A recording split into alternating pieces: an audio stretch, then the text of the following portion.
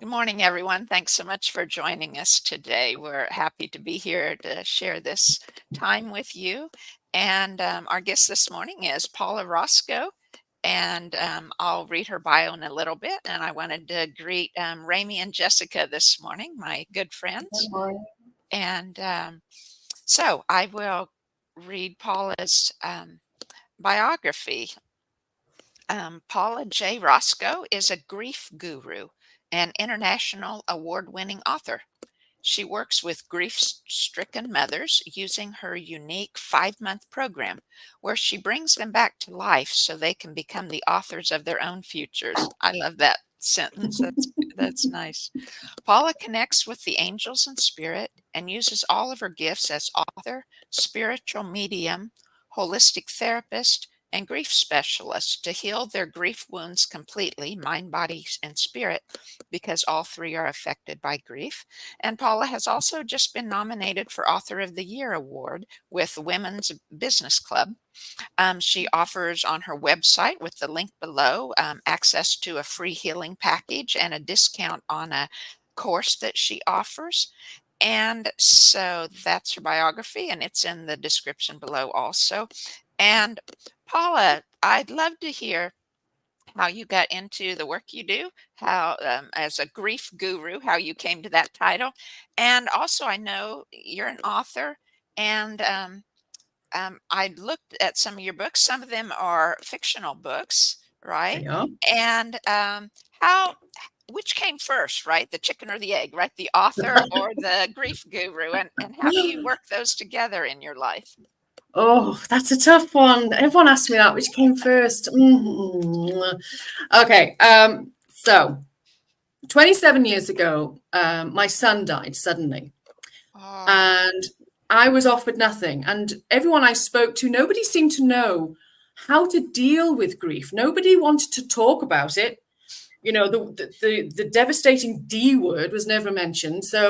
Um, so I went on a kind of journey of self-discovery about how I was going to deal with this, how I was not going to fall apart. And one of the first things that came to mind was 2 weeks after his death, my husband, unfortunately, he had to go back to work. And I remember sitting in our kitchen, just holding a pencil, and suddenly I realized I was writing. And it was the writing that saved me. It was sort of, it got me up off my backside to sort of say, okay, you know, that I can survive a day. I can come back to life. And as I was writing, I realized I was actually writing a story. And I'd been writing stories on and off for years as a child. And that story grew into a book. And it was the first book that I published, and it won 3 awards. mhm. So it's like, okay, so I've got something here. I can obviously do something. But so I carried on writing more historical novels and fairy books for children. But there was still something missing. There was a healing that hadn't happened. You know, it hadn't, the writing was beautiful. It was keeping me motivated. It was keeping me elevated, but it felt like there was something missing. And so I sat, and as I said, as you mentioned, I do work with angels. I work with them every day, and I've been able to see spirit since I was about 5, 6 years old. And so I sort of asked one day, I said, look, what am I supposed to do here? I mean, I love the writing. I don't want to give that up, but what else am I supposed to be doing? And I was basically told, look, you know about death. You know about grief. You've dealt with it. You know, you're a survivor of abuse. You're a survivor of suicide. You've had a lot of trauma in your life, and you've survived. Why don't you teach women how to survive? Give them the power that you have to do it. You know, pass it on.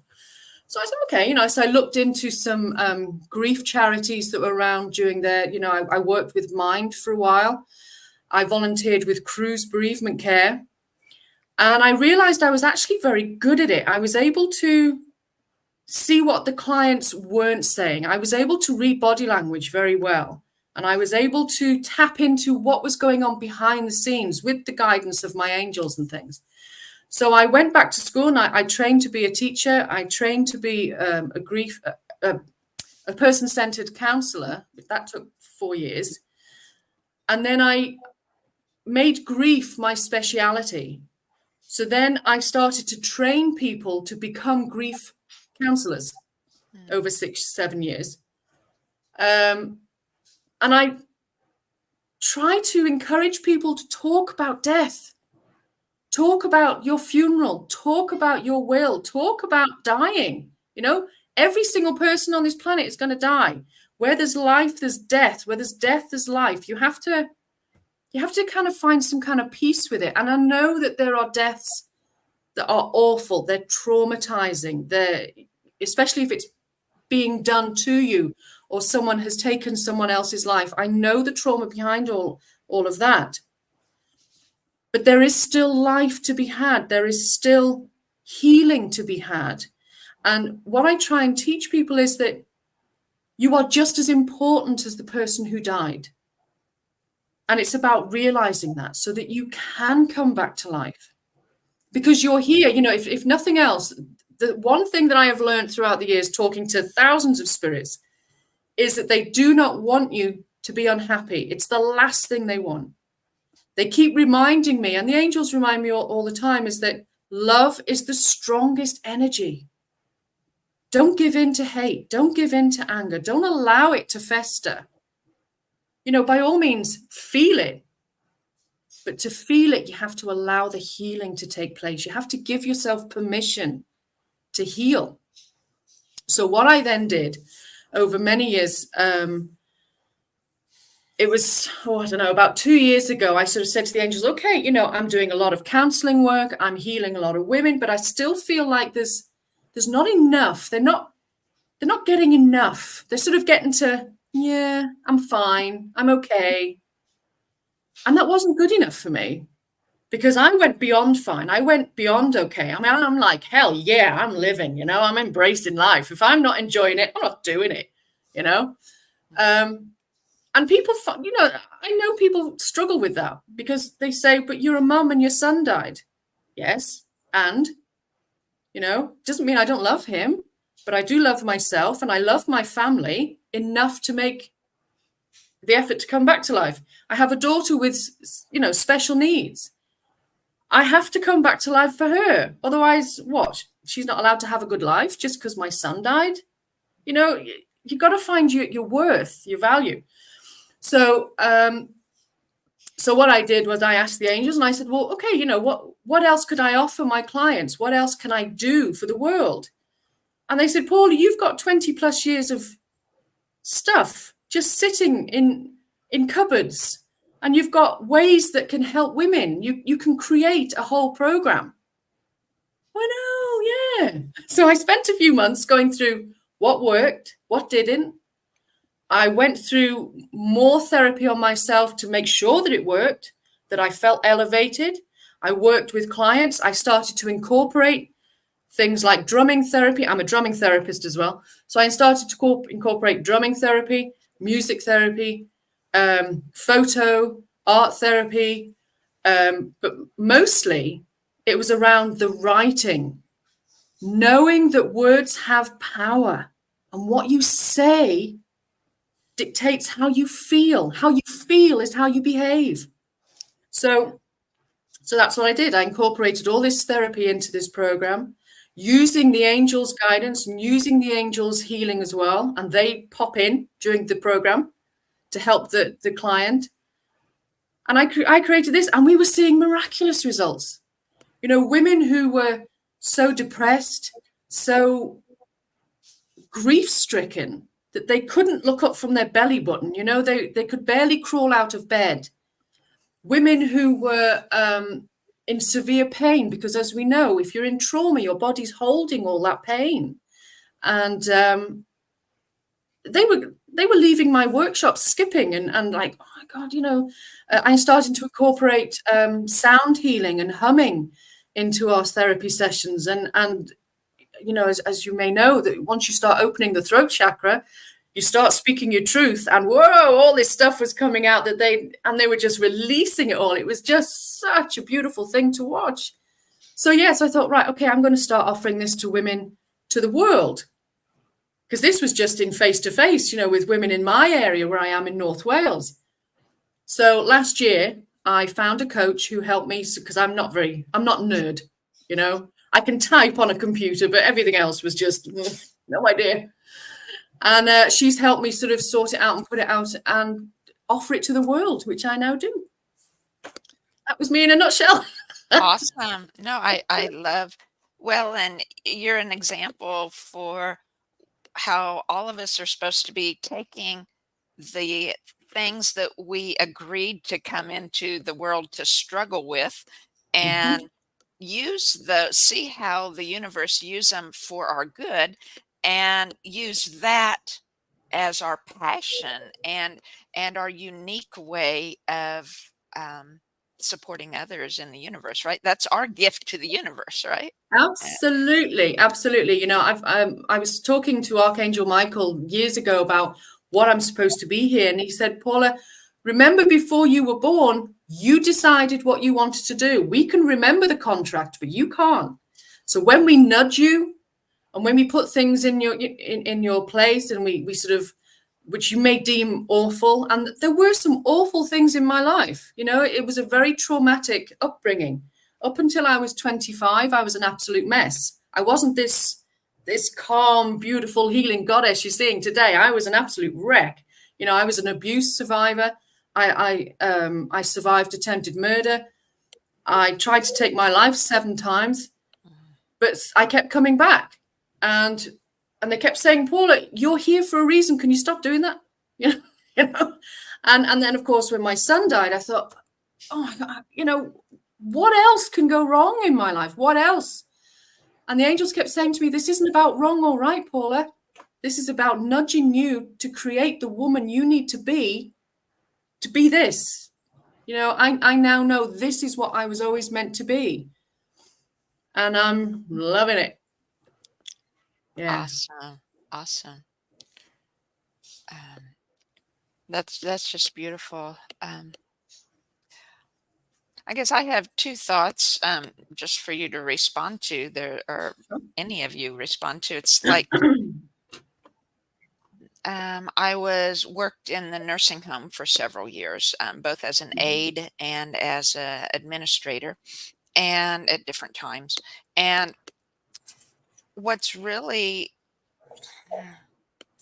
beautiful about working in a nursing home is the perspective of death that you get, because you know that the residents that you come to love, that you care for every day, it's like, you know, they're there just temporarily, right? And so you have this repeated loss and grieving, but at the same time it becomes a normal part of your life, just like you were saying that life becomes the death becomes part of life, and that's what it is.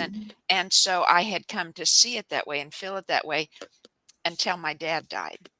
Sure. And then it was different because it was so close, and there was a lot of family junk around that issue. And it took me, being my usual self, I just pushed on, right?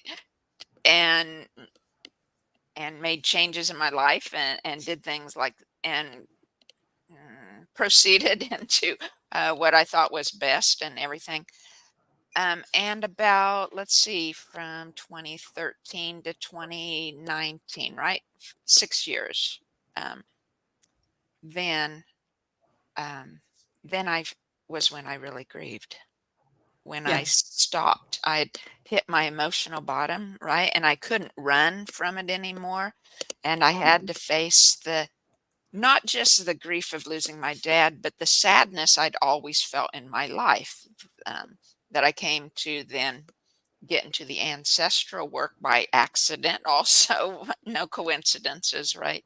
Yeah. And find that, you know, that that sadness I'd always felt was because my grandparents on both sides carried deep grief, for losing parents and children, right? And I had it, Yeah. and Yeah. it's beautiful to clear, right? And Oh to yeah. have that connection with the the ancestors and the angels that help you. Definitely, definitely. Yes. I mean, I've done a lot of work with some people, you know, and their ancestral grief and how it's passed down through the families. And it's also passed down through the words that you speak, through the actions that are passed down through families. My particular one was no one spoke about death. You know, it was like this this darkness that was kept in a cupboard, you know. And when I've spoken to other clients and other people, you know, a huge amount of people over the years, they all felt the same thing. You know, nobody will speak about it. Nobody wants to acknowledge it. And yes, it's carried. And then that behavior is carried. So my parents obviously learned that behavior from theirs, and goes back and goes back and goes back, doesn't it? Where nobody spoke about it. Or if they could, in the case of my mum, if she could lie about it, she would. So we had a budgie, a blue budgie in our house. And as a child, I thought birds obviously lived forever, because it didn't die. It just seemed to continue. I mean, I'm talking years and years. It wasn't until I was around probably about 11, 12, I asked the question, well, how long do budgies live, Mum? She said, only a couple of years, if you're lucky. I suppose blueies lived for 10. Oh, no, it's a different bird. So every time they were dying, she was waiting until we'd go to school, and she'd go out to a pet shop and buy another one that looked exactly the same. because that was more convenient than telling us blueies died, and for allowing us to deal with the death of our first pet. Now, I know it was coming from love. I know it was coming from care, but in a way, it kind of, it stopped us from learning and releasing and allowing that grief to happen. It stopped us sort of working on it and getting some kind of, what's the word? You know, getting experience in death. So it wasn't until I was 12, when my grandfather died, that I really experienced death. And by then I had nothing to work on. I didn't know how I was supposed to behave, how I was supposed to feel, what was I supposed to say? You know, so that's why I try and sort of teach parents to talk about death to their children, because that usually the first death that they're going to experience is a pet or a grandparent, you know. And there's some brilliant books out there, you know, that there are some wonderful books out there. So yeah, my favorite is The Huge Bag of Worries by Virginia Ironside, I think it is, or Iron something. And it's just beautiful.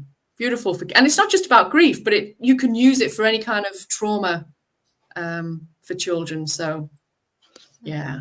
Beautiful. Yeah.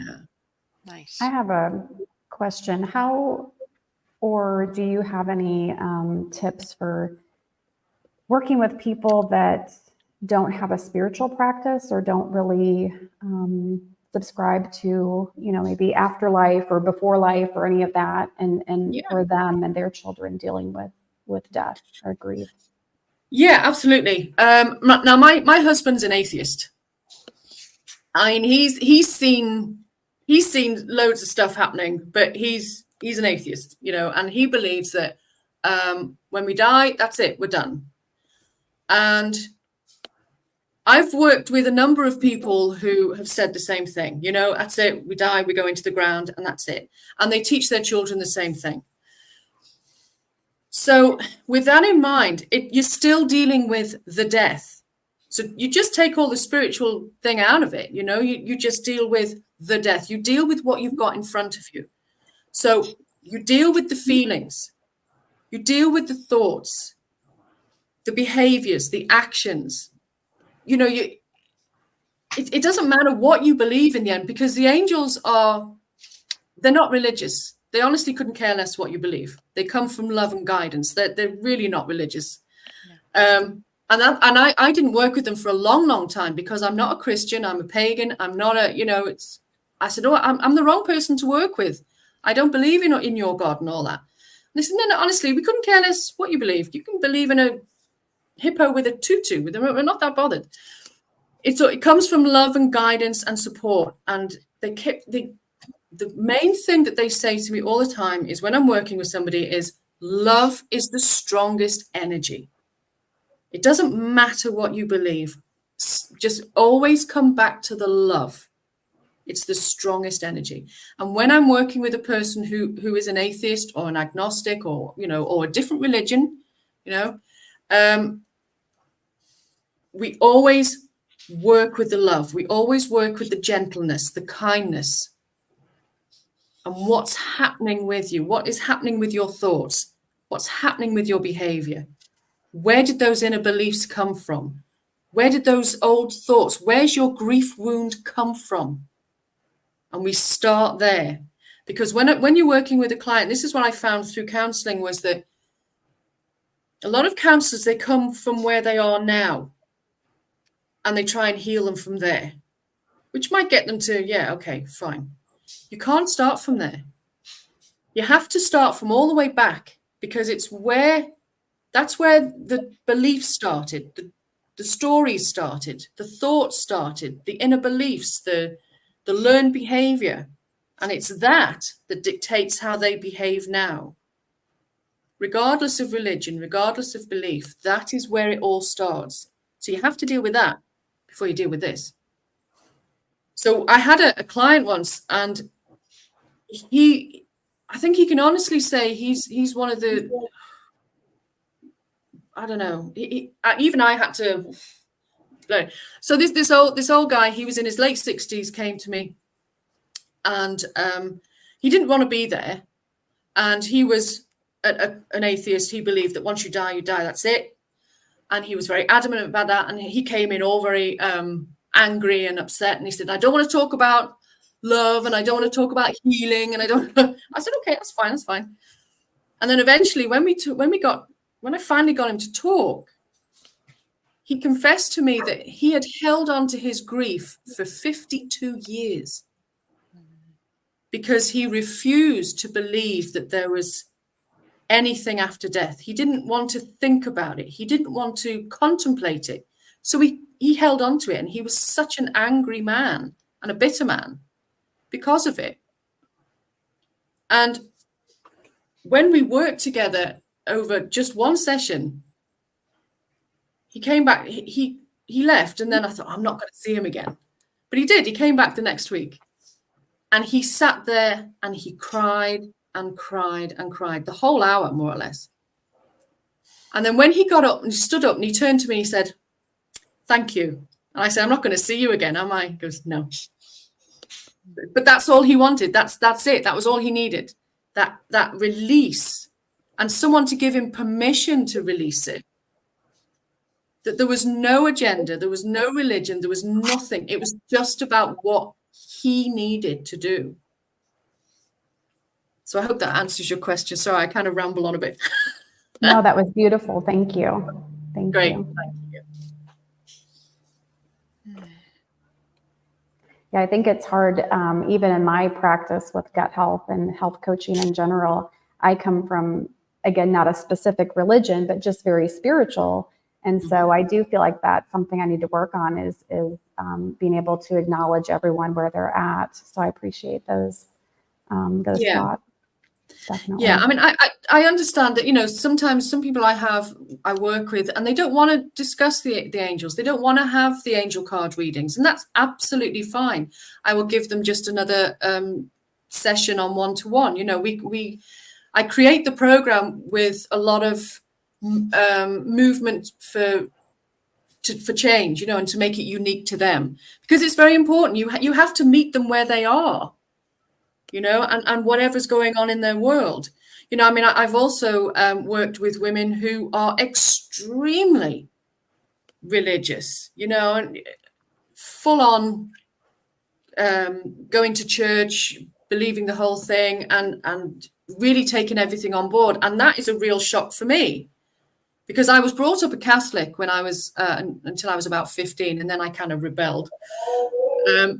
So for me, I had to do a lot of work on myself about staying in where they are, so that I didn't bring what I was feeling and what I was believing into their world, because that's not what it's about. It was about their world and meeting them and loving them and accepting them and supporting them in exactly what they needed and where they needed it. And when it comes down to it, do you know what? Religion, belief, it has nothing to do with it. It really is about your grief, your trauma, and finding that love within it. You know, that when you come down to the basics, that really is it. Yeah. I think, at least in my family, but I'm sure that it's not just grief that isn't talked about, right? It's not just death that's not talked about. It's so many things. And I look back and I think, why didn't I tell my son, this and this? Why didn't I explain why I did something? Why didn't I explain how I was feeling, or, whatever person, um, that you can think of, any plethora of situations in my life. It's like, well, why didn't I just explain? Why didn't I just talk about it, right? Whatever it was. But it's like no one knows how to talk about feelings very well in general, or even it doesn't even have to be well, like you said, it boils down to feelings. So yeah, I don't know. It's the patterns, I guess, that were formed generations ago, right? And that's it. You know, this is learned behavior.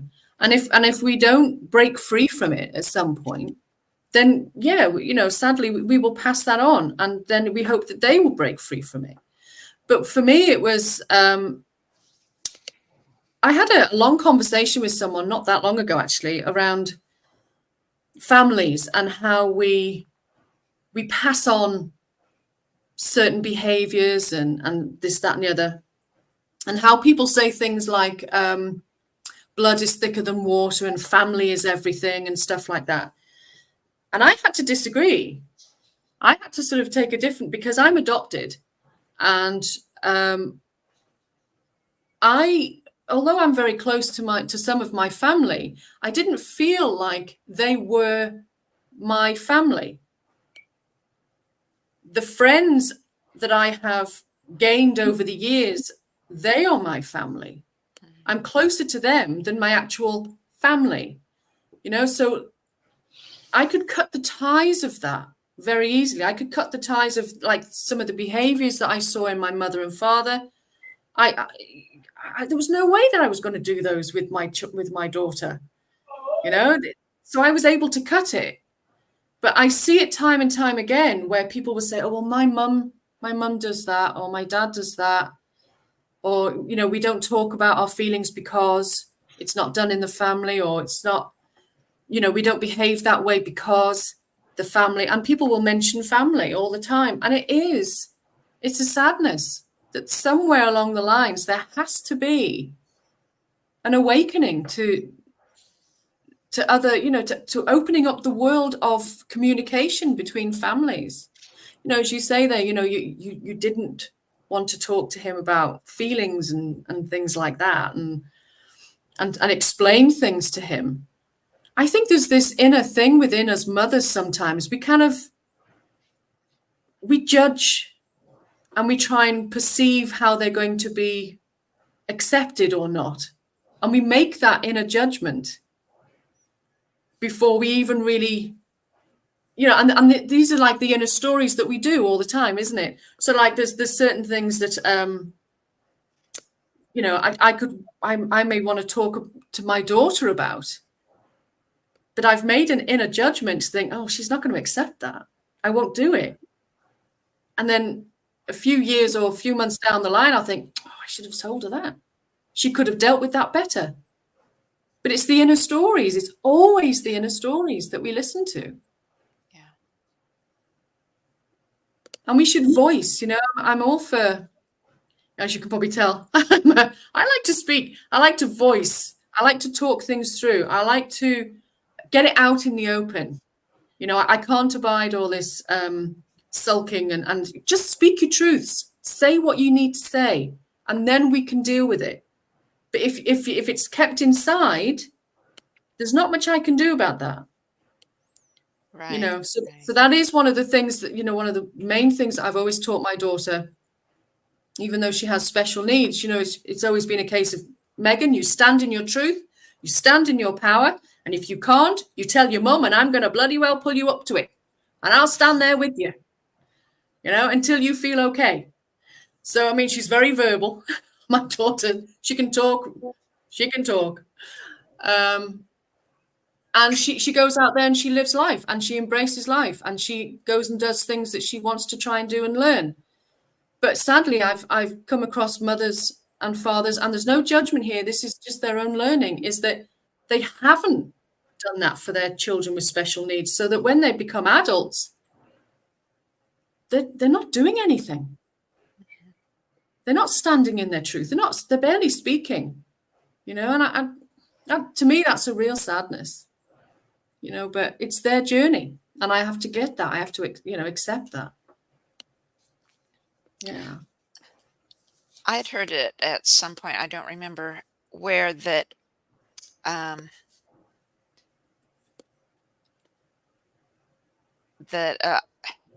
a lot of those old stories, I guess, are related to our fathers not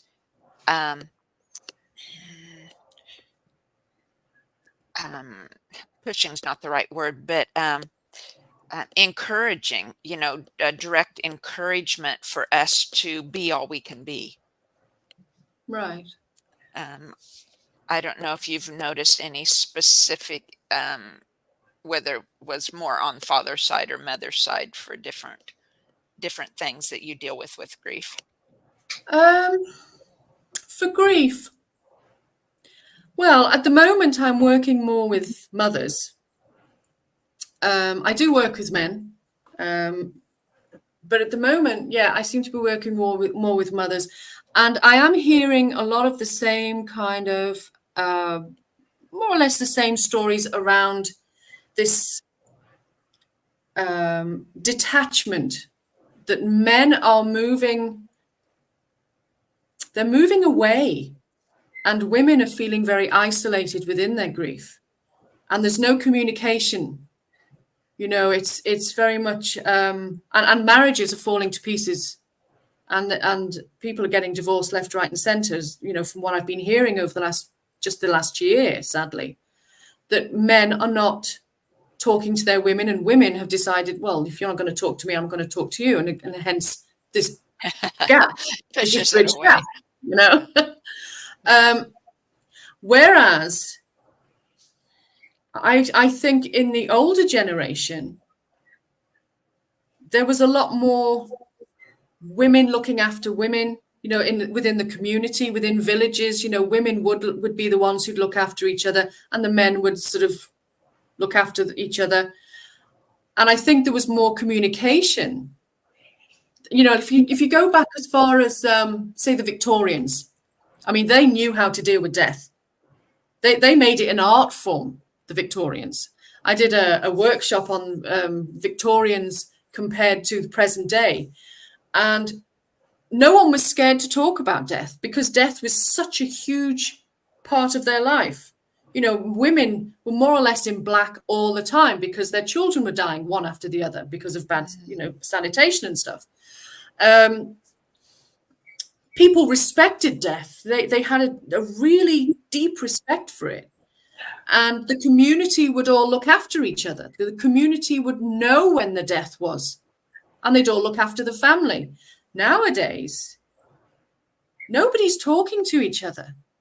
So there's no communication. Nobody is coming together and looking after the person who is grieving. So the women that I'm talking to, you know, they're feeling very isolated. They're feeling very lonely. You know, they're feeling very misunderstood. And they want to bridge this gap with their husbands or partners, but the men seem to have kind of really disengaged from it all over the, for whatever reason, whatever's going on for them. So yeah, so I am seeing that kind of change over the last probably about 2 years or so. And it's, yeah, there's a lot of marriages breaking up because of grief, because people won't talk about it. There's no connection. There's no comfort. There's no looking after, which is, it's a terrible thing. Well, and it's not that the men aren't grieving, right? They're No, because they would, if they're married, they would have had a lot of the same grief, right? And so it's a matter of, instead of sharing, they're withdrawing, right? As part yeah, of that absolutely. emotional reaction. That there is a lack of communication, a lack of honest communication, I should put in. It's one of the first things that I try and teach people is there has to be honest communication with the family.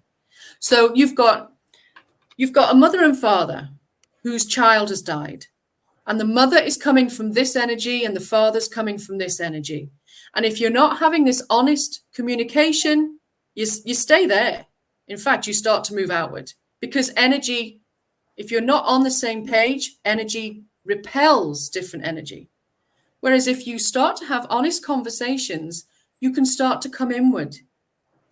Energy attracts like energy, and you can come together instead of repelling each other.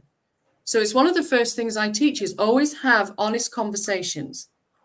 And I actually did a workshop on this not that long ago about how to use words, how to use the right conversations, how to use the right kind of way to sort of bridge that gap between you and your husband, because your husband is grieving, as you say.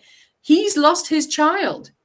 His child has died, but he is having to come at it from a whole new, different way.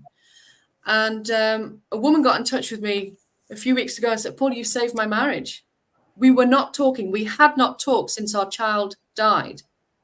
And we were going through the divorce. And you saved our marriage. We are now back together. We are talking to each other. And we're using these writing exercises. If we can't verbalize it, we are using the writing exercises you showed us to sort of bridge that gap. I'm like, so that's good. That's a lovely thing to hear. Yeah. But the sadness is also that the women, of course, you're so all consumed within your own grief. Something that someone told me once is that grief is like flu, proper flu. I mean, not like, your man flu where they just lie there and pretend to be ill, sorry, man. But, but like proper flu where if you put money at the end of the bed, you couldn't even reach it because you can't get out of bed, And grief is like that. When you are deep in your grief, it's really, really difficult to try and look after everybody else. It's difficult to even consider anybody else because you're all consumed. You're grief-stricken. You're heartbroken. So if you don't have those honest conversations, and the longer it goes on, then the gap widens and it gets harder and harder to bridge that gap. So, I really do try and urge people to keep talking. Even if you just want to say one word every day to tell your husband, your partner, your children how you're feeling that day. And let them tell you how they're feeling that day. So you're all on the same page. You all know how everyone's feeling. I had a family a few years ago, and the woman, she would just get up. Am I allowed to swear? Sure. Yeah. Okay. So she'd get up, she'd go, I'm having a really shitty day. And the husband would go, I'm having a really fucking shitty day. And then the kids, one was 12 and one was around 4, 5. And they go, yeah, Mom and Dad, we're having a really bad day too. So everyone knew they were having a really bad day. And then another day, the mum would come up and go, I'm not feeling too bad today. And they would all share just one sentence or one word, how they were feeling. And it kept them together. It kept them from drifting apart, it kept that honesty. And then eventually they were able to go to family therapy. And they were able to get on with their lives and heal, which was beautiful. Yeah. You know, that's what we want. We want people to heal, because when you're healed, it ripples outwards. When you're happy, when you're feeling great and you're energized and you've got high vibe going, it ripples outwards. And it's the same with grief. It's the same when you're feeling low and sad, people can feel it, you know? So if I can get people up here, then yeah. Now, is that part of what some of your fiction works are for, to help get them up here, or is that kind of totally separate? It's just like your therapy, or your inspiration. Yeah. Okay. Well, it started out as my therapy, as I said, and I've written, I don't know how many books now, about 10, 12, no, 13, I think. But only 10 are out in print at the moment. We're just dealing with all the book covers for the next 3. And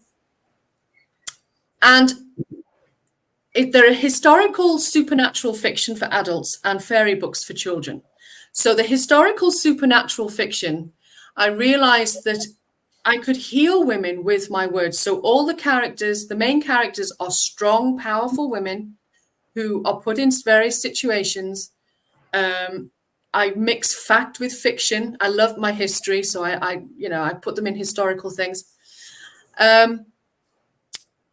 And I was getting women contacting me saying, I could understand what she was going through. I could understand what she was thinking. I really, I loved her, and I could really sort of go with her, and I could associate myself with another character. And I thought, yeah, okay, so that was kind of done must have been on like a subconscious level, but it wasn't until I was hearing from my readers that, I could really associate with that woman. The stuff that she was dealing with and how she dealt with it, that's given me an idea to deal with my trauma and stuff like that. So that was great. The fairy books that I write for children, I wrote them for my daughter when she was about 3 or 4 years old. She's now 26. And what I used to do, I used to give the stories to the school to read to the young children. And all the stories have morals about how to live in nature, how to love each other, how to spread kindness, how to spread love, how to look after somebody else.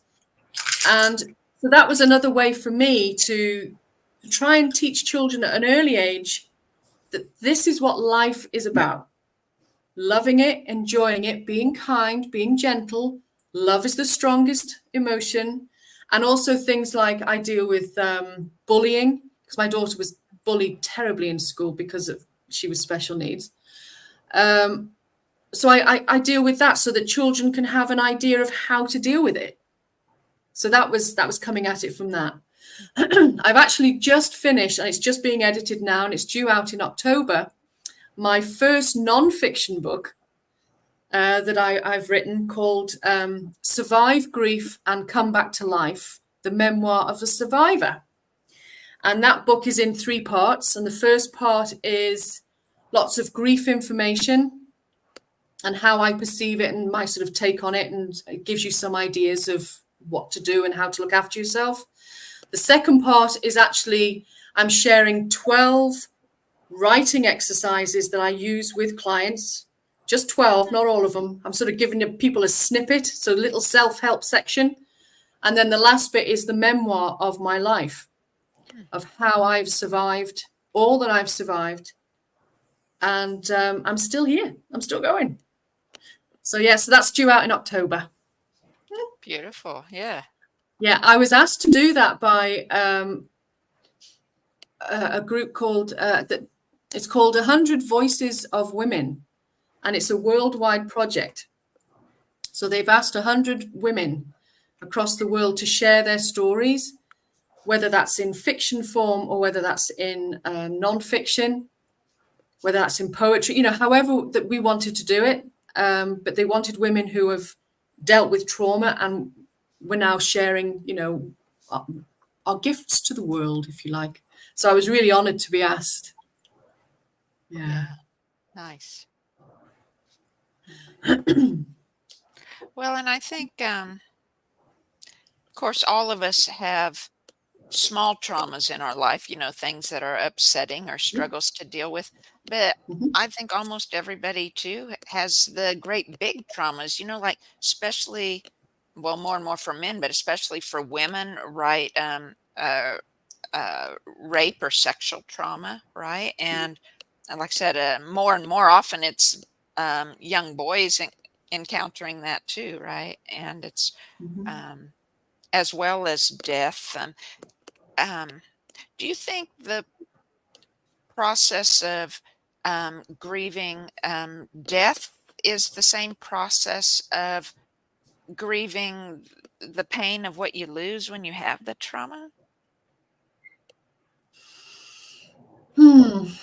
I think that's an individual person, really. I don't think you can sort of generalize that, really.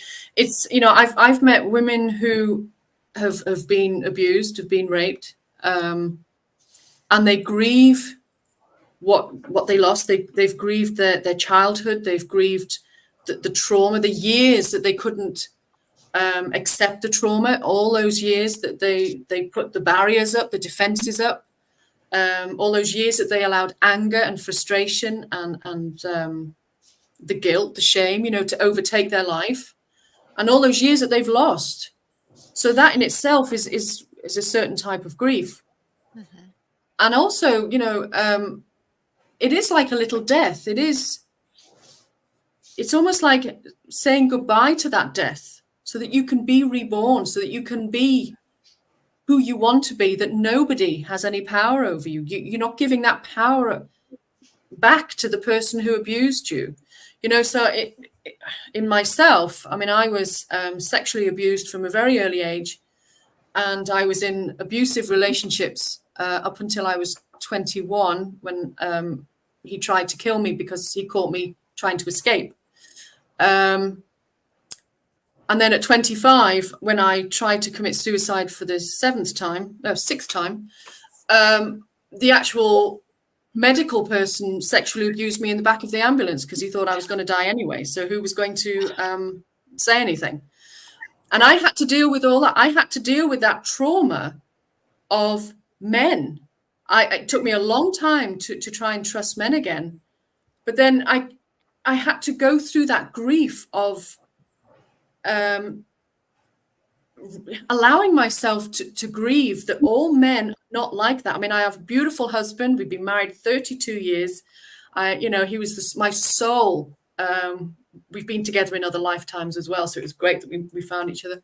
But he saved me, you know, and but he had to watch me going through all this grief and trauma that I had to go through to get to the other side, to get to where I am now. And people will say to me, Paula, would you change anything? Would you change, if you could, if you had a magic wand, would you make that go away? And I always say no. No. Because those first 25 years were what created me. I'm a 53-year-old woman now who is strong, powerful, courage, happy, sexy, you know.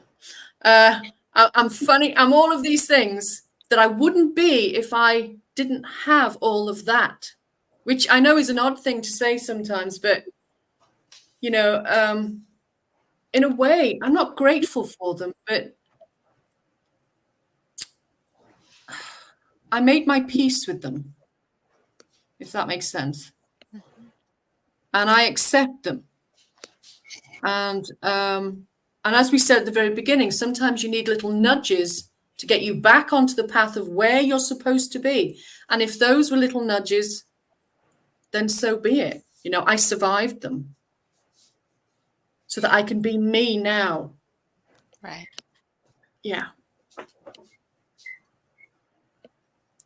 Yeah, beautiful. I think I've been saying beautiful a lot, but it is. I mean, the story, there's so many parts of your story and your work that, you know, the result is beautiful, right? The result of loving yourself and loving yourself enough to grieve, right? Enough to speak your Absolutely. truth, enough to fully express what you're called to do. And that's it. You know, we come straight back to it. Love is the strongest emotion. It's the strongest energy you have. You can't hate somebody and love at the same time. You just can't. There's no room. So when you encompass love, and when I allow the love, I mean, the love I feel from the angels and the spirit when I'm working with them is just a very good reminder. I feel very blessed to have that and to be able to pass that on to my clients. Definitely.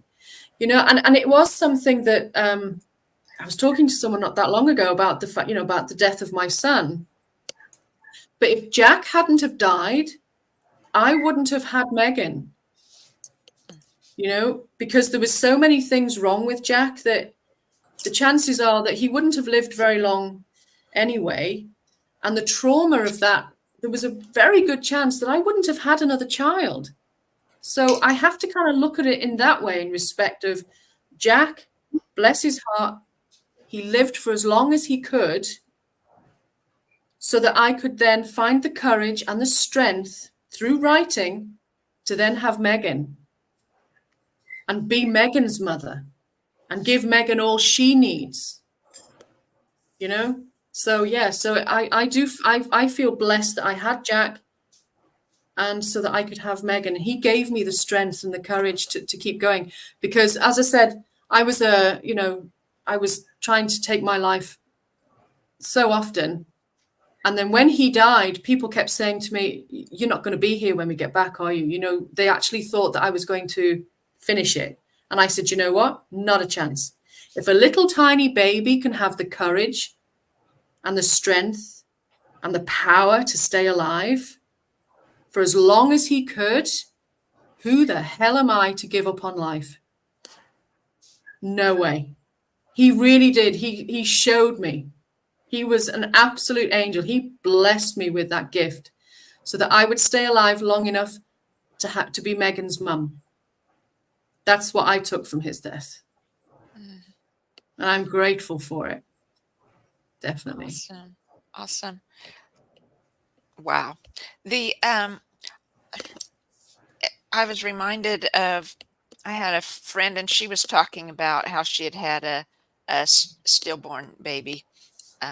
It had been alive and, you know, she was within maybe 2 weeks or a month of delivery. And all of a sudden it had, she didn't feel anything. She had died. It had died, the boy. And so she told me the story of how she had to go to the hospital and actually they put her through giving birth and it was like, I had no idea that's how it happened. And I was just, it was traumatized for me. I mean, feeling it for her of being a mom myself and going through the not just the physical pain, but the, you know, the worry also of involved in labor and delivery and the uncontrolled aspects and everything, knowing that you're the whole time that your child wasn't alive. And I just expressed that great sympathy for, no, sympathy's not, you know, empathy for her. Sure. And it was like she looked at me and she said that she told me, you're the first person that's ever got the pain that I went through. No one else has ever realized or known how the depth of that trauma would be in giving not just the death, but the other aspect too of it, right? Absolutely. Yeah. And it was like, oh, it just broke my heart that women have to go through that. It's like not just knowing it's dead, but it's like a second death almost, isn't it? I mean, it is. Yeah. I mean, I was 37 and a half weeks pregnant and we'd had no problems. Nothing was showing up on the scans. And then one day there was no heartbeat. Yeah. And they said, Paula, you've got to give birth to him. And I couldn't believe it. I sat stunned. You know, I don't know what in my grief-stricken head. I just thought maybe he was just going to dissolve or disappear. I don't know. And when they told me that, they said, Paula, we're going to have to break your water and you've got to give birth to him. That was possibly the worst trauma I could possibly imagine at that moment. I mean, it was awful. I was still in shock that my son had died. and then to be told, right, you're now going to, that's it, you've got to go through the birth, was horrendous, absolutely horrendous. Yeah, so I feel for your friend. I really do. It's not a pleasant thing to do. And we were given about 10 minutes to hold him, and then he was taken away, and we never saw him. That was it. But it wasn't so much that. I mean, that was bad enough. But what happened 3 years later was worse. It was worse. What I was don't know if I that? have time to talk about that. Sure. Okay, so when Jack died, we talked about cremation, and they gave us some ashes after we'd had this service for him. And I can remember looking at the bag and saying to my husband, "That's not our son." You know, I'm a spiritual medium. I know the energy. Yeah. That's not our son. Yeah. And no one had believed me. They all thought I was in trauma, and obviously, well, I was. But then, of course, you know, I got pregnant with Megan, and life took over. And by the time Megan was 3, I remember sitting watching TV, and this news thing came on about how a hospital here, you've probably heard of Alder Hey Hospital in Liverpool. It had been found that they had kept parts of babies and bodies and things like that without the parents' knowledge. And as soon as I saw that, I knew. I just knew it. So I got in touch with our hospital. You know, in those days, it was before computers. You had to write letters. And I got in touch with them and I said, "Look, I want you to tell me, have you got our son?" And they denied it at first for a long, long time. And then eventually, about 6 months or so later, because there was a lot more parents getting in touch and demanding to know. And they got in touch and said, "Yes, we do. We have your son." Or what was left of him anyway. They had experimented on him for 3 years. So there was nothing left, really. So what they had actually given us was someone else's leftovers. Yeah. So that then we had to deal with the trauma of burying what was left of our son, which was basically slides. There was no body. It was just slides. And we had to bury him because the chemicals that they had used to preserve what was left, they would blow up in a crematorium. So, and that I think was probably worse than the death, because we had to go through it all again. Yeah. Well, and what makes people think they have the right to decide what happens to your child, right? Even after death. I mean, Yeah, I mean, they treated him just like an experiment, you know, because of what he had. He had Pateau's syndrome, which I'd never heard of before that, but it's known as the extra chromosome, or chromosome 13. And basically, he had a few extra digits. He had a huge hole in his heart. His lungs weren't formed properly. I think he only had sort of partial kidneys and things. So for him to live to 37 and a half weeks was against all odds. So we saw him as a miracle baby for having lived that long.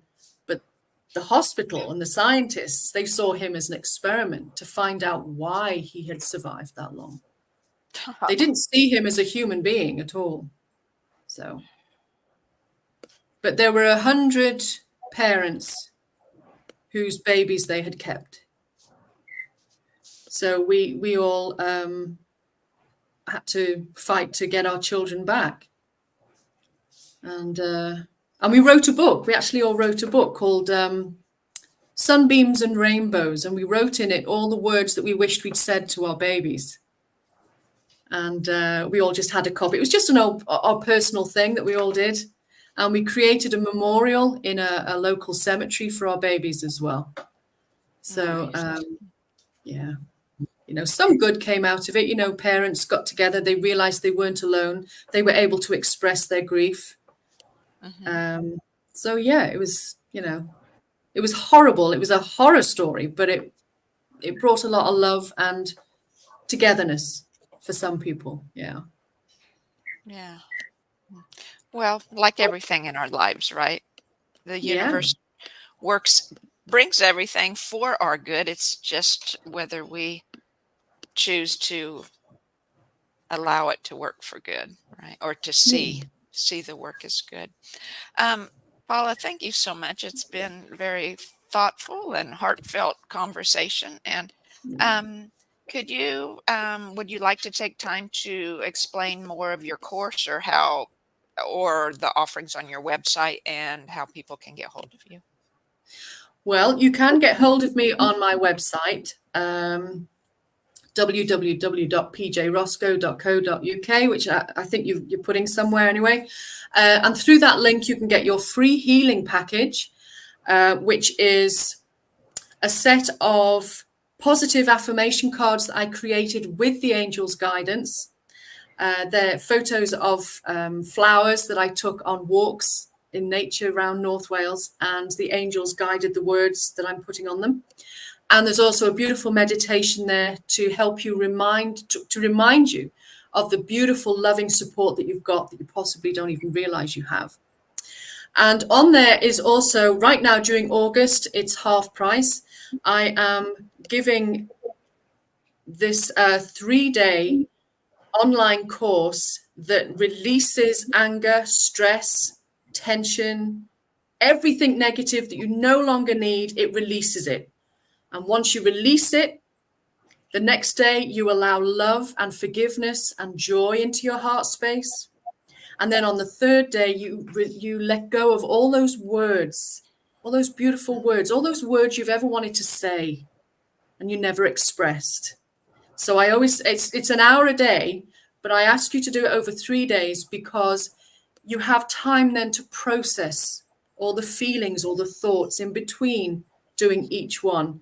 But the clients, they do this with me on my program, in the 5-month program, and they've had huge results. I mean, women who have let go of 17 years of anger, they've done it in 1 hour, and they've slept for 10 hours afterwards, and they've gone back to it and said, I feel so much lighter, because you're not constricted any longer. And people have told me about the stress that they've released from their shoulders, and they're not having headaches anymore. And so if you're feeling that, if you're feeling drawn to it, and you're dealing with that, then by all means access it now while you can over August. Or pay full price after August, whichever. But I just thought, well, I wanted to give people a little summer gift, so. Nice. Yeah.